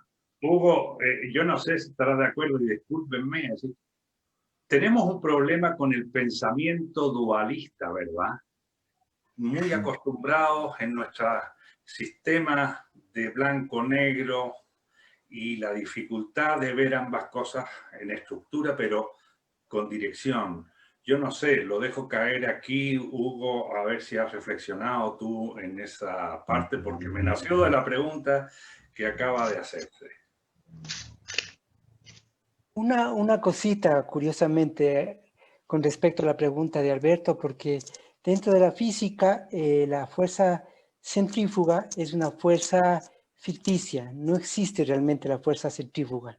Solo existe la fuerza centrípeta. Entonces, curiosamente, ¿no? Es una ilusión, es ilusorio. Creemos que hay una fuerza centrífuga, pero no. Es la propia inercia la que hace pensar que existe una fuerza centrífuga. Bueno, eso como una acotacióncita. Qué lindo debate, ¿no? Para darle Podríamos un poquito, Hugo, para darle un poquito de continuidad, Hugo, para darle un poquito de continuidad a la pregunta que te he formulado, que te agradezco que me la has contestado espléndidamente. El miedo que delata cuando uno intenta hacer esa proyección trascendente.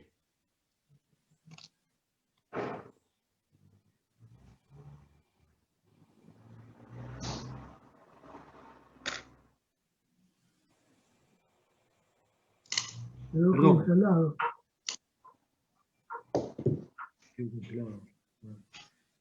¿Quedó congelado? ¿Aló?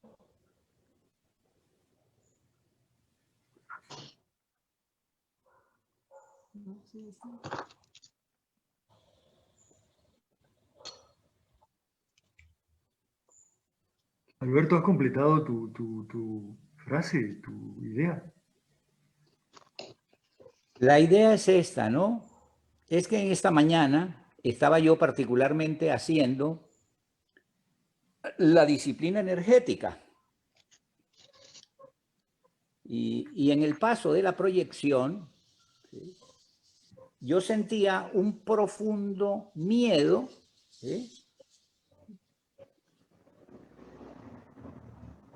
a lanzarme, a extraerme de mi cuerpo. Entonces me preguntaba, ese miedo, ¿qué está delatando y resuelto en mí?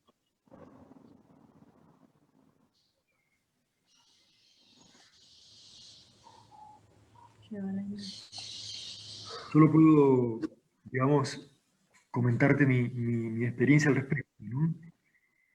Sí. Que aparece también como una de las notas al pie en el libro, Sí.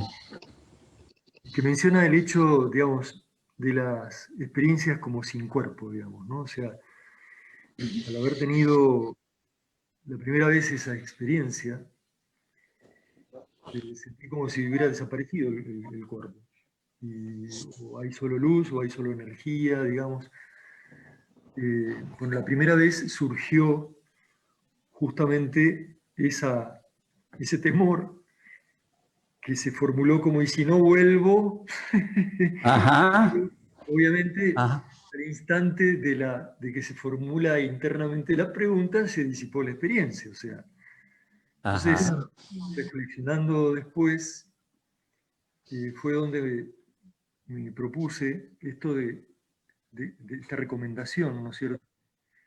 Ajá. El maestro sobre la copresencia, o sea, poner en copresencia la intención de no dejar, digamos, que me avance el temor, ¿no? Sino de intentar de algún modo continuar en la experiencia. Además de reconocer un caso personal que tiene que ver con el yo, digamos, porque es el yo el que se pregunta si no vuelvo, Sí. Claro, sí. el que teme, el que se formula la pregunta y el que teme su desaparición, digamos, y no reaparición, como si hubiera aparecido por intención propia, digamos, ¿no? Cuando apareció. Como si existiera. Como si existiera, que desaparecer.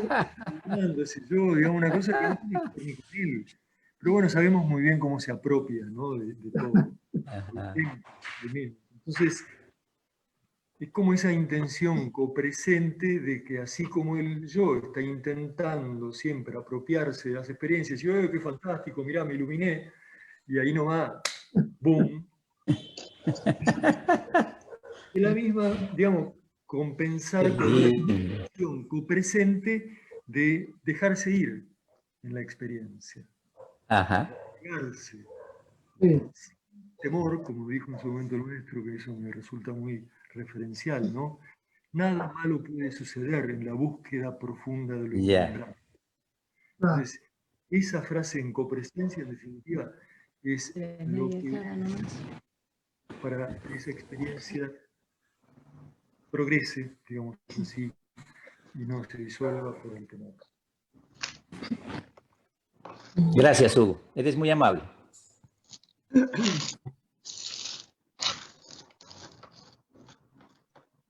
Bueno, gracias amigos, la verdad ha sido un poquito largo todo esto, pero muy reconfortante. Muchas gracias. No, gracias. Espero que no haya sido cansador. De ningún modo. No, para Si nada. no hay más Gracias a ti. cuestiones, Todo lo contrario. Yo quería hacer una pregunta, Hugo.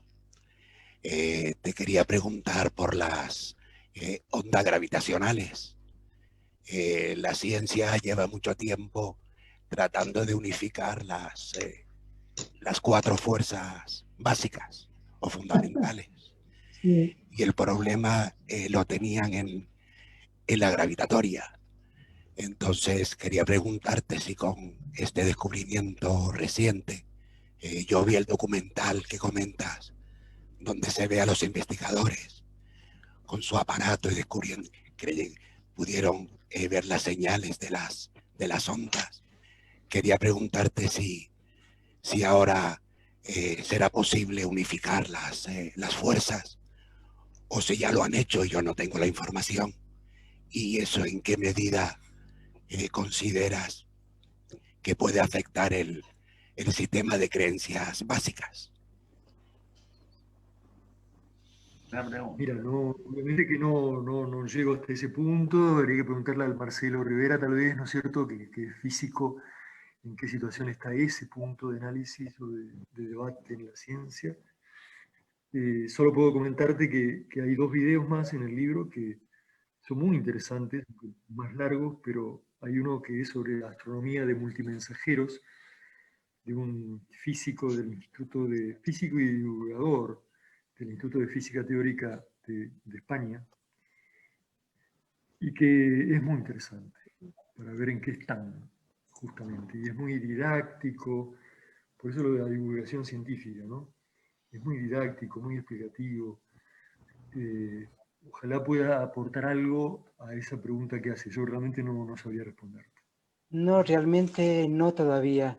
Es un acercamiento, pero no, se necesitaría encontrar una partícula que es el gravitón, que todavía no se ha logrado encontrar. O sea, no, porque los 2 modelos, uno a nivel macro y el otro a nivel micro, no logra todavía. Las 3 interacciones fundamentales ya están unificadas, ¿no? Pero la gravitacional, como tú dices, Fidel, justamente no, y se necesitaría encontrar el gravitón, que sería la partícula de interacción entre las masas que todavía no se ha encontrado. Pero sí es un acercamiento hacia ello, ¿no? Eso te podría decir, ¿no? Todavía no, el descubrimiento de las ondas gravitacionales es un gran avance donde se sustenta mucho más fuerte toda la teoría de la relatividad, pero ya para una unificación de la física todavía falta. Es escurridizo ese gravitón, ¿no? Vale, gracias, gracias. Bueno, comentaros que el día 13, bueno, antes, el día 6 de diciembre, Clara Serfati y Néstor Tato harán la siguiente charla de este ciclo, que será Historia de la no violencia.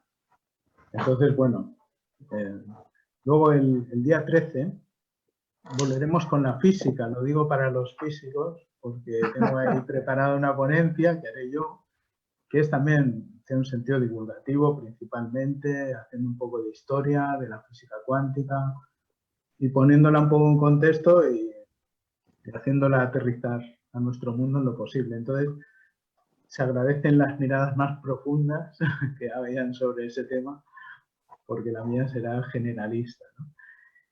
Pero bueno, antes de eso, porque yo ya estoy aprovechando un poco como para cerrar, si luego hay más preguntas, pues también se puede, ¿no? Pero antes de eso, el siguiente fin de semana no hacemos ninguna conferencia en el Toltecayo, pero como todos sabéis, o muchos sabéis, están las charlas del Foro Humanista Latinoamericano, donde habrá muchas actividades, ¿no? Eso es lo siguiente del siguiente fin de semana. Bueno, de todo esto, pues nada, seguiremos difundiéndolo, así que habrá difusión de ello para que tengáis noticias de dónde conectarse y cuándo.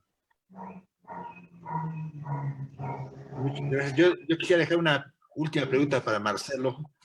Y volveremos así como se hablaba de si la luz era una partícula o una onda, ahora volveremos a ese viejo debate con el caso de las ondas gravitacionales, si es una partícula o es una onda. No sé qué diría. Bueno, desde el punto de vista cuántico es una onda y es una partícula, ¿no? Pero todavía eso está por verse, porque todavía no logra empatarse lo uno con lo otro. Eso nomás. Bueno. Okay. Muchas gracias, Hugo. Querido Hugo, gracias por compartir con todos nosotros la profundidad de tu experiencia. Gracias. Gracias, Hugo.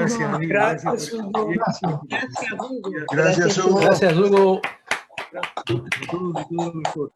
Gracias, Hugo. Que haya otra pronto. Sí. Gracias. Tenés que seguir con el otro libro. Un par de minutos más. Claro.